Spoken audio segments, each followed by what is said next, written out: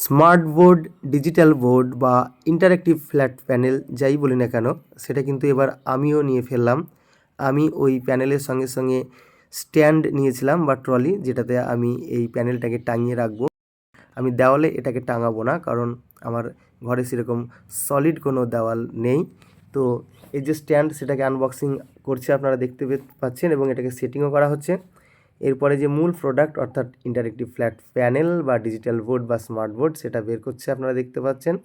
অনেক বড় প্রোডাক্ট, খুব কষ্ট করে এটাকে বের করতে হলো।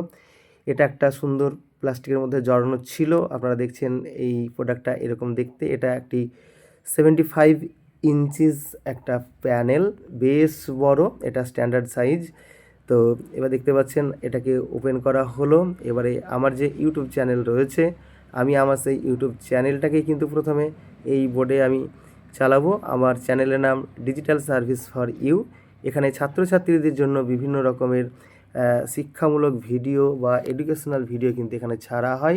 ছাত্রছাত্রীরা, তোমরা এই চ্যানেলটিকে অবশ্যই সাবস্ক্রাইব করে রাখবে।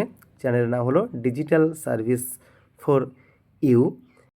স্মার্ট বোর্ড তো এসেই গেল, এখন থেকে আরও ভালো ভালো ভিডিও আমি তৈরি করতে পারবো তোমাদের জন্য।